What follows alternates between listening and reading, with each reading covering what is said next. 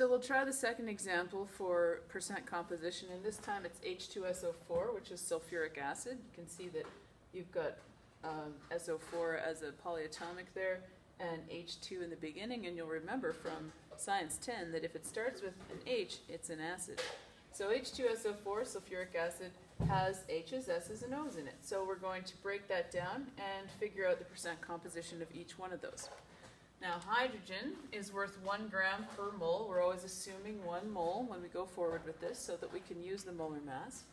So 1 gram, and there's 2 of them. So times 2, that's going to give me 2 grams total of hydrogen. Sulfur, there's only 1.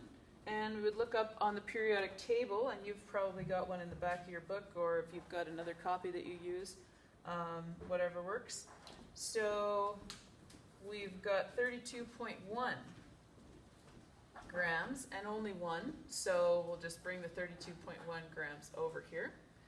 And oxygen we know is 16 grams, and we've got 4 of those, so times 4 is going to give me 64 grams of oxygen.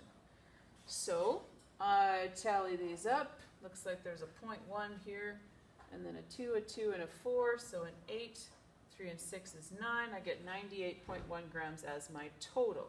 So I can just write total there. Remembering that when we deal with percents, it's always out of a total. So now I'm just going to do these individually, and 2 out of 98.1 is going to give me, well, it's roughly 2 out of 100, so it's going to be slightly less than, well, rounded up to 2%. This one's 32.1 out of 98.1, so I can see that that's roughly going to be 30%, but when I figure it out, it actually comes out to 32.7%. Yeah, we're not going to be too sticky about significant digits. Don't give me a whole bunch of decimals. Kind of keep it, you know, ballpark.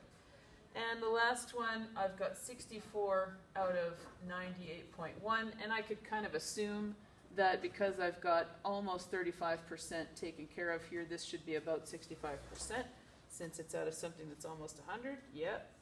So it ends up being 65.2%. Now, as I've always told you, always make sure that your numbers make sense. So have a look at the total, look at the individual numbers, and ask yourself, if I got that test score, would that be a reasonable percentage? Just to check and make sure that you didn't miss a decimal or type in the number wrong or whatever.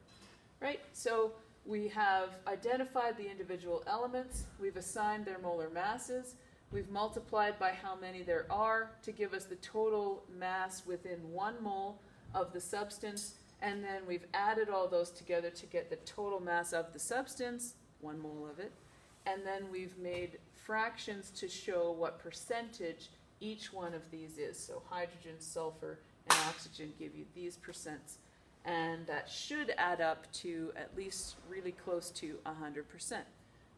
When I add these numbers up, yeah, it's about 100%, so that checks out.